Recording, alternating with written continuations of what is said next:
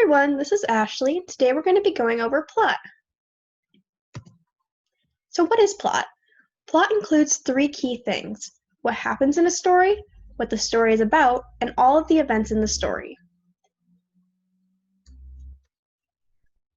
So what are the parts of the plot? There are 5 parts: the exposition, the rising action, the climax, the falling action, and the denouement. So let's go over the first part, the exposition. So the exposition is the beginning. In the exposition, we learn about the setting, the characters, the conflict, the point of view, the mood, and background information. And then we have the rising action. The rising action includes the main events of the story, series of events which intensifies the conflict. The characters try again and again to overcome the conflict.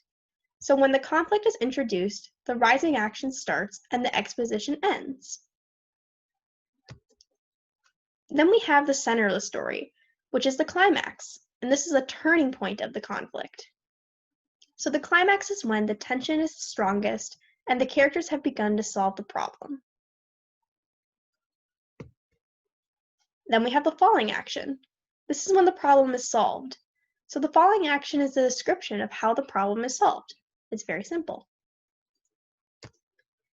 Then we have the denouement, which includes how the story ends, and it ties up any loose ends that the reader needs to understand the story. So it is the ending of the story, aka the resolution. So here's all these terms together.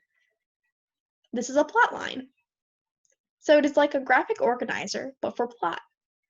And to help you remember, it kind of looks like a mountain.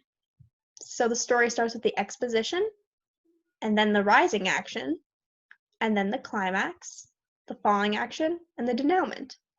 As you can see, the exposition goes for a little bit, the rising action is the longest, the climax is just a little bit of the story, the falling action goes down to here, and the denouement ends the story. So the key thing here is that the rising action is the longest. That builds up the story to get to the climax, which is the exciting part of the story. So one thing that you need to know is that this mountain over here may look a little different. It may go to the exposition, rising action, and end at the climax. And this is called a cliffhanger.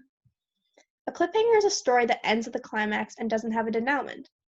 Cliffhangers are missing the ending, so they leave you in suspense. That's why they're called cliffhangers. So, as a reminder, plot includes 3 key things: what happens in a story, what the story is about, and all the events. And the parts of the plot include the exposition, the rising action, the climax, the falling action, and the denouement. And this is a plot line, which you can use to map out the plot.